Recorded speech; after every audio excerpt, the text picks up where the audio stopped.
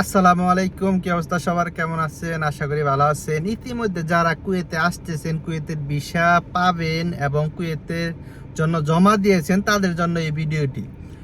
কারণ আজকে এক ভাই আমাকে মেসেজ করেছেন যে ভাই, আমাকে তো দালাল যারা মানে লোক আনতেছে মানে তারা আর কি, তো সে আর কি তাকে একটি শুন পেপার দিয়েছে, যে শুন পেপারটির মধ্যে আছে মোটর সাইকেল চালক। ঠিক আছে, তো সে তা মানে ডাউট হয় যে আসলে কি এটা মোটর সাইকেল নাকি প্রাইভেট কার দেবে, তাকে বলছিল।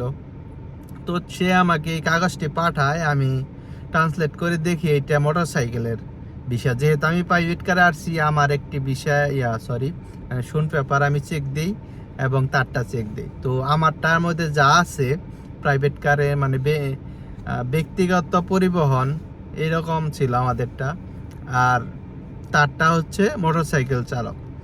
তো তখন আমি বুঝতে পারি এটা মোটরসাইকেলের বিষয়। দেখেন দালালরা কত ভাবে ইনকাম করার চেষ্টা। একটা মোটরসাইকেলের বিষয় মানে 4 লাখ থেকে 5 লাখের ভেতরে মনে করেন যে বিক্রি হয়, মানে তাও ওইখানেও লাভ হয়, মানে এত মোটরসাইকেলে এত লাভ। সেইখানে মানে প্রাইভেট কারের ভিসা বইলা মোটর সাইকেলে ভিসা ঢোকাই দিয়েছে, কমসে কম তো 7.5 লাখ টাকা তো নিবেই, মানে যার কাছ থেকে আর কি মানে এই পাসপোর্টটা গ্রহণ করছে।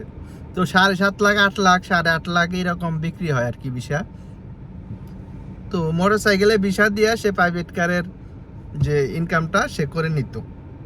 তখন তাকে আমি বলি যে ভাই, আপনি যত সম্ভব চেষ্টা করেন এই পাসপোর্টটা আপনার কাছে নিয়ে যাওয়ার জন্য, কারণ এই দালাল ওই বিষয় এডিট করে আবার আপনার হয়তো বা প্রাইভেট কারের জন্য বানিয়ে দেবে।